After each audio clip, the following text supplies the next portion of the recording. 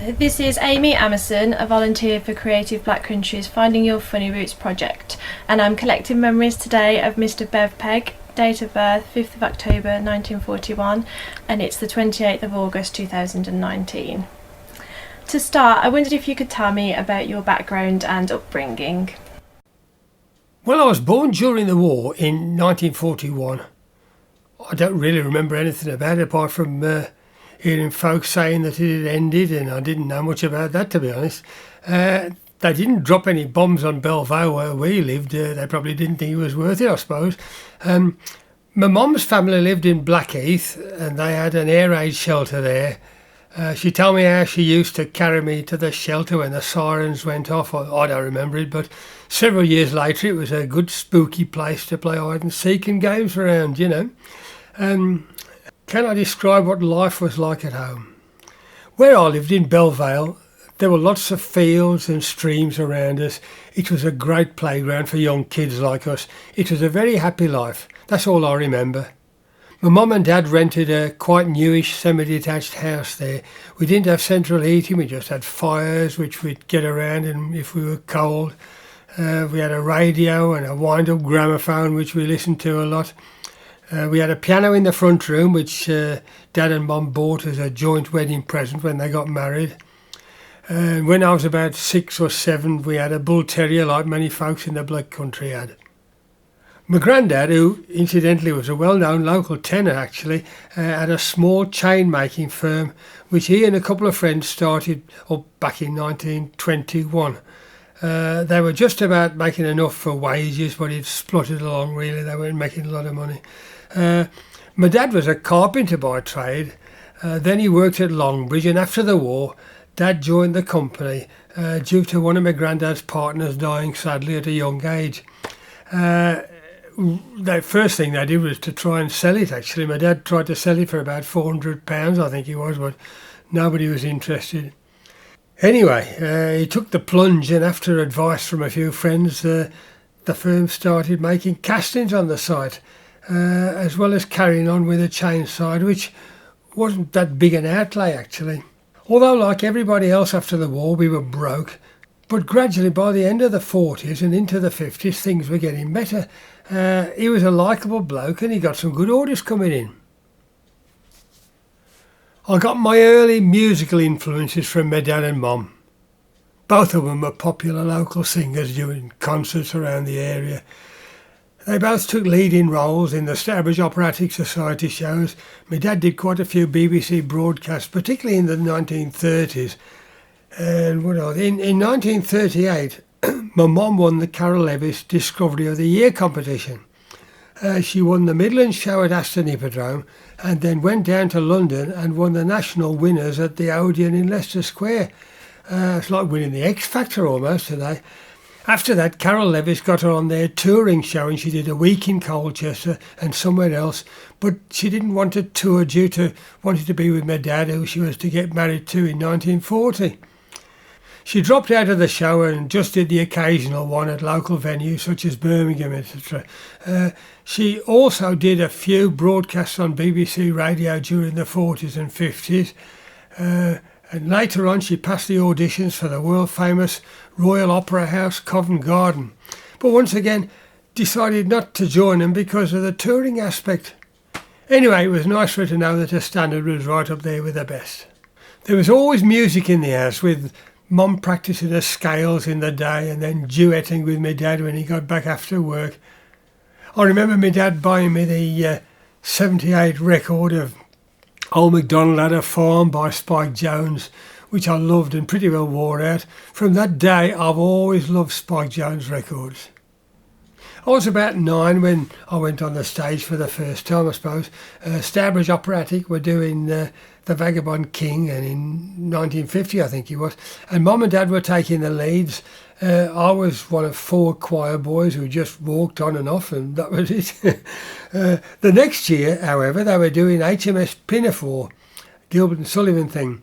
And I played the midshipmite, which was a bigger part. I was part of the chorus and I had to sing with all the men, which was quite exciting, really.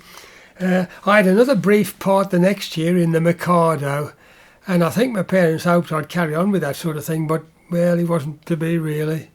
Also, I started having piano lessons from about 8 years old from Mr. Mole, who lived nearby in Maple Tree Lane, Cradley. I learned things like Beethoven's Moonlight Sonata and Rachmaninoff's Piano Concerto and Sonata Pathétique, I think it was, by Chopin. But I wasn't very good at reading music, and I memorised most of it, to be honest. Anyway, when I was at Alzo Grammar School, probably about, about 1953, a chap in my class, Barry Elton, he played a great boogie-woogie tune on the classroom piano in between lessons. I really wanted to play that. It was called Five Finger Boogie. So I got the sheet music for it, and within a few days I'd learned it, and it became my party piece for several years. After that I learned to play things like Answer Me, When Somebody Thinks You're Wonderful, and other popular tunes that were heard on the radio without any need for sheet music, because I'd got a pretty good ear, I suppose, when I think about it. After that I'd lost interest in learning classical stuff, and asked Mum and Dad if I could pack it up for a while so that I could swat for my O levels that were coming up soon. Actually, I didn't do much work at school, despite Mum and Dad telling me that I needed to work hard at school because I'll be going into the family firm when I leave. But I used to think to myself, what do I need to learn French or English literature or Latin and things like that for if I'm going to work in a foundry? So I wasn't much of a scholar, to be honest. I used to wait for the break bell so that I could go outside and play football in the playground with my mates most of the time. Another influence was listening to all of the comedians on the wireless, and later on from the early 50s on the television. The Goon Show was a big favourite of all of my mates at school. We'd all tune in and have a laugh about it the next day. Also, Tommy Cooper had all of us in stitches when he was on the telly. Going back to about 1950, I suppose, onwards, Mum and Dad regularly took me with them to Dudley Hippodrome to see comedians like Ken Dodd, Jimmy James and many others. It was always exciting for me sitting in the front stalls where we used to sit and seeing the orchestra playing the overture and the lights across the front all flashing before the show started. My dad bought me a cheap guitar for Christmas 1956, as I'd asked for one after hearing the new skiffle and rock and roll music on the radio. I couldn't leave it alone and learned most of the basic chords by playing along with the records. I was still playing my boogie-woogie stuff on the piano though, because Jerry Lee Lewis came out and I wanted to play like him as well, you know. But first, I'm not doing too much, am I? I'm not interrupt me if you want to. Okay, right. My first gig ever was with John Sparry's band. We rehearsed at his parents' house in Enville Road, Warleith in January 1957 and performed at Mount Pleasant Methodist Church Hall in February. That was just in King Swinford. John was on the drums, I was on piano. Pete Burks, who's been my best pal since we were about 2 years old, he played T-chest bass, and a chap called Bob Cutler on tenor sax, plus two chaps who had guitars but couldn't play them. But it looked good for playing things like Rock Around the Clock to have some guitars in the band, you know. I'm not going on too much. You can interrupt me if you want me to. Oh, all right, okay, right. John's still a good friend of mine today. He still lives in the same house that his grandparents bought for about £100 many years ago. He has intentionally kept its Victorian features, the large rectangular sink, the cast iron, open hearth fire which he cooks on. He's got no television, no central heating, and listens to the radio for his entertainment. He's a real black country character, even today, in this modern age. In April 1957, I had a couple of mates at school who were into skiffle and rock and roll like me, so we fixed up a session together. Following that, the four of us, that's Pete, Amy, Roy and me, decided to form a skiffle group, and we rehearsed every week at our house after that. We did a few sessions at Alzo and Youth Club where we were members, and we then entered the National Skiffle Contest at Aston Hippodrome in December 1957. The stars of that show were Jim Dale, who was in the hit parade with Be My Girl, and also, the Viper Skiffle Group, who had hits with Don't You Rock Me Daddy-O and Railroad Steamboat and things like that. We didn't win it, but we did okay actually. And I never, you ask whether I felt nervous about getting up. I never felt nervous about getting up on stage because we'd heard some of the other groups and we felt that we were better than most of them. That's confidence for you, really.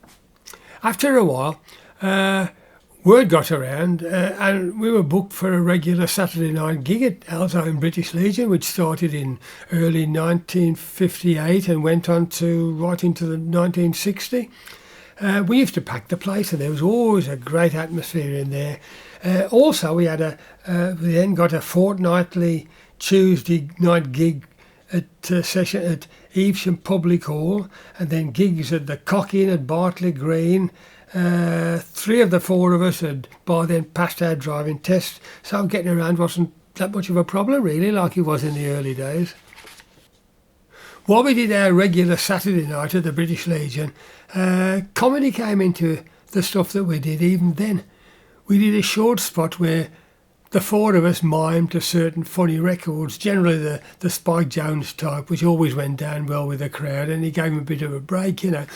I originally got the idea to do this because my dad had booked a mime artist whose surname was James, I think. I'm not sure of his first name, but he was very funny and he mimed to all these records, very slick, and he made the folks laugh. And it made me think, I wouldn't mind doing that. So that's how that bit started, really, and perhaps it was the beginning of things to come. I became aware of black country comedy, I suppose, initially from my dad, who told various black country type jokes at some of his concerts. And then around the time that the Black Country Night Out show started at the Robin Hood pub in Merry Hill, before that I just thought of black country comedians as comedians, not specifically black country comedians, because I mean I lived in the black country and everything was normal, you know. Just after I passed my driving test, Dad got me to collect one comedian from Answorth and another few from local areas at different times to take up to his various concerts. I used to sit down and watch the concerts, and I always looked forward to the comedy bits, in fact more than the singing bits really. I remember Dad telling me one morning in the early 1960s that he'd booked a local young chap for one of his concerts the night before, who'd got a few rough edges, but he'd be good in time to come. In fact, this chap was Tommy Munden, who lived about a mile from us, and little did I know over the years ahead he would be a good friend of mine. Black country comedy is, well, similar to traditional Irish jokes, I suppose, where 2 folks who aren't the brightest say stupid things to each other in a serious vein, which is ridiculous, really. It's funny. That's probably the basis of it. Plus, the black country accent is funny to those living outside it. And those inside it, really. Just like a Liverpool accent or a Geordie one. They're funny as soon as they start to speak. By the end of 1960 and early 1961 maybe, our rock and roll band drifted apart. Roy went off as a big band singer and I moved into the trad jazz, the traditional jazz world, and Pete and Amy went off with another band. I used to play at Stourport Boat Club with the Blue Bled Jazzmen on a Saturday night from about 1961 for a couple of years until the top local band leader, Ken Rattenbury, who was brilliant, he asked me to join his band in Birmingham, well, he lived in Walsall actually, in late 1963, which was a bit of an honour which I couldn't really refuse. I got married in 1964 and had 2 little girls in 1966 and 68. Consequently, I left Ken's band and just did the occasional gig and became, well, a family man, I suppose. I remember back in November 1964, I think, one of the occasional gigs that I did with a pal of mine, Dave Cartwright, was for one of Dad's concerts at Old Hills Civic Hall for the Round Table. It was the usual type of concert with lots of acts on it, and Tommy Munden was on the same show. He wasn't top of the bill because he wasn't all that well known by then, but I remember him making them all laugh, and unfortunately Dave and me had to follow him. We weren't a lot of good anyway, but going on after Tom didn't help us very much, to be honest. Around this time when I wasn't doing many gigs, I'd got interested in recording equipment, and as a result I converted my garage at home in Kinver, where we'd recently moved, into a small recording studio about early 1968.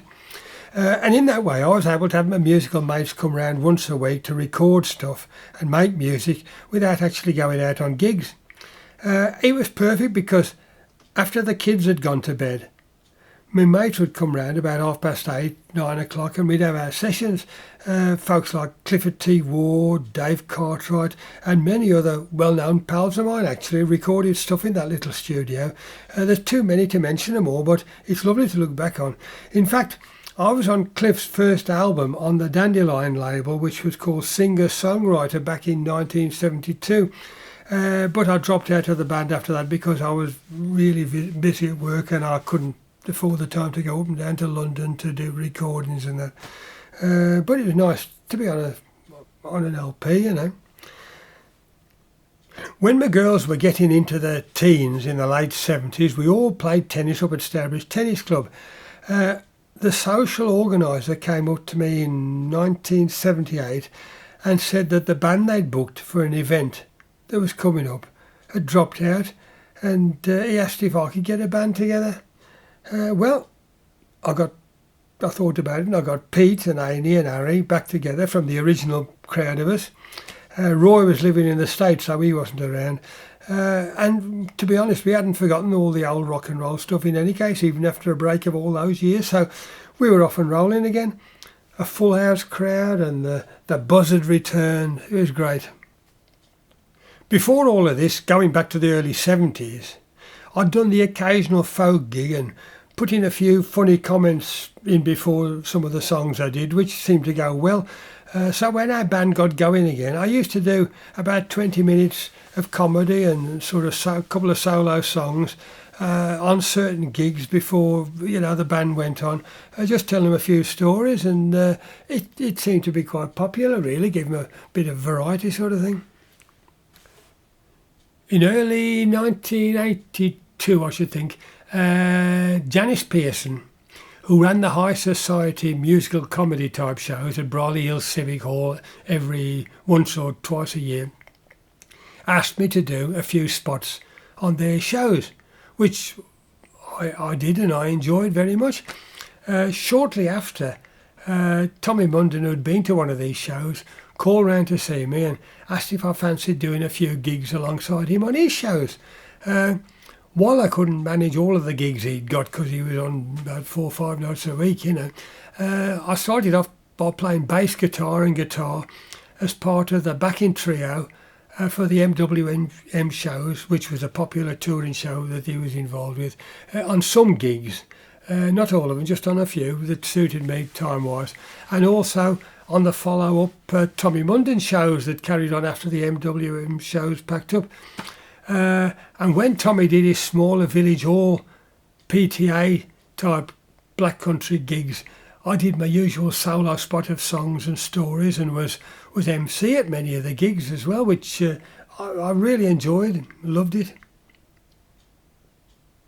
With these local black country shows, I appeared alongside, over the years I suppose, many local acts besides Tom, such as Dolly Allen, Enoch and Eli, Ken Wood, Dandy, Dennis Beards, Reg Curl, Colin Dennis, Lee Wilson, Family Affair, Tony and Keith West, Maggie O'Hara, Lizzie Wiggins, Jiggity, and on a couple of occasions Jasper Carrot. One of these was when I booked Jasper to do a spot at Stourbridge Tennis Club in August 1972, and I paid him 40 quid. I bet he'd want a bit more today. So can you describe the atmosphere at these shows? The atmosphere at shows.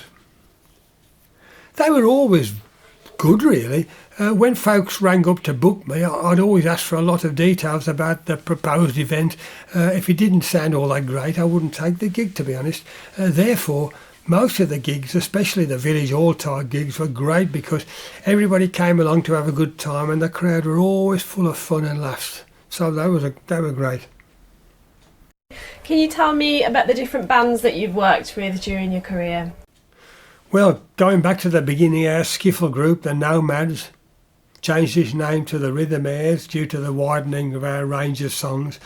And then I went to the Blue Blood Jazzmen, helped form it actually, prior to joining Ken Rattenbury's band. I also did gigs with big bands such as Sonny Rose, Brian Pearsall, and smaller dance bands of Norman Nankervis, for example, all of them really top musicians. There were also many other jazz bands and rock and roll groups and dance bands that I gigged with on an occasional basis. Again, I'd have to really get my diaries out and check out who they were, but there was a lot of them, I can tell you. I seemed to click because I could play jazz and I could play dance and I could play rock and roll, which some guitarists could only play jazz and some could only play rock and roll. So I scored quite well there, really, because of perhaps me, what's the word, versatility. When I started my own band up again in 1978, when the tennis club social secretary asked me, it was Bev Pegg and his rock and roll band. In 1997, I formed Bev Pegg and his Good Time Jazz Gang, playing all the traditional jazz between 1920 and the early 20s and the 1930s. In 2006, I started Bev Pegg and his Railroad Skiffle group, playing all the original skiffle stuff. And in 2008, Bev Pegg and his Cowboy Band, playing all the country and western stuff. So all these bands were running alongside each other consecutively, playing different types of music with different types of folks in each band, apart from a few regulars who'd cross over, I suppose. And I was doing quite a few solo gigs as well, particularly after I'd retired from a daytime job in 2006. So why do you think your style has been so successful? Well, I think maybe because I do comedy spots on band gigs, and generally, as the audiences like us get a bit older, folks like a bit of a laugh in between rather than just listening to music non-stop all night. Also, bearing in mind all of the comedy acts I've played alongside, I reckon I've subconsciously decided how I want my own style to be. Generally, I don't tell jokes like some comics. I prefer to tell stories about family and black country life around me from childhood right up to today, with me as the sort of main idiot in the middle of it. I think if you take the mick out of yourself, you don't offend anyone. I take the mick out of my dad and relatives who aren't with us any longer, because I know in my mind my dad would have laughed at it all innocent stuff. Obviously, I've picked up lots of jokes over the years, but I've modified them to suit my type of chat. And it takes a long time to hone your act, to be honest. But over the past decade, particularly, folks seem to like it. Over the years, I've built up masses of stories which are all listed on my computer. Also, after every gig, I always keep the list of stories that I've done at certain venues, so that if I get booked there again, I'll make sure, if I can, that I use different stories. After about 5 or 6 return gigs, I might start to struggle for new stuff, but I reckon I've got over about 10 hours of stuff if I worked it all out. If I started talking now, I could carry on for 10 hours with all the jokes and stories I've got. So who have you performed with throughout your career? Well, let me think. Here's a few folks who've either sung with our band or we have appeared alongside: Robert Plant, Jasper Carrot, Acker Bilk, Kenny Ball, Chris Barber, George Melly, Spencer Davis, Clifford T. Ward, Jake Thackeray. There's many, many more. There's too many to reel off here, to be honest. But, when you're knocking on a bit and you've done a lot of gigs, you obviously play alongside a lot of people, but they're all well-known people. I even did one with Bill Rank, who played trombone with the wonderful Bix Beiderbecke back in the early 1920s, when I was a younger chap and he was an old bloke. But a lot of people think, Christ, you played with him. There we are. Can you tell me about the songs that you have written and performed about the Black Country? Well, having worked in a Black Country foundry all my working life and being aware that a lot of these traditional companies were closing down, I thought it'd be nice to do an album dedicated to the foundry trade and also involving my local Cradley area. But 90% were new songs I'd written and the rest were adapted from existing ones or verses and that, you know. It was called The Foundry Ditty and the Industrial Air. And it came out in about 1980, I think it was. Folks as far afield as the USA bought copies of the LP and, you know, it sold quite a few actually. I did another album later, much later in 2012, named Folk Songs from a Cradley Bloke. And besides the industry type songs, there are others about Halsowin, Cradley, Clent, Stourbridge and a few traditional folky songs, you know, all in a nostalgic type mode. And I've performed them at various folk type gigs and many of the songs are on YouTube and they seem popular with local folks based on the number of viewings they've received. I counted up recently and I found that in all I've probably written about 350 songs over the years. Most of them instantly forgettable, I must add, but some not bad actually, you know. So, from your experience in the industry, has comedy changed over time? Oh yes, without doubt. I've never told crude or racial stuff with bad language. However, anything innocently cheeky, maybe about being gay or folks from another country, is now sort of not accepted by the politically correct community. Hence, one or two stories I told 10 years ago have had to be modified or not used anymore. What advice would you give to people interested in pursuing a career within the industry? Oh, blimey. Probably the 5 P's, I suppose. Planning and preparation prevents poor performance. I tend to put my various comedy stories into separate categories so that one type of conversation can sort of flow into another.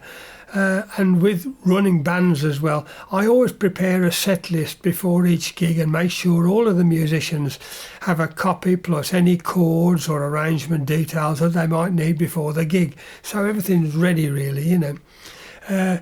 I've also tried when convenient to record as many gigs as possible with my little portable recorder and then I listen to it a few days later.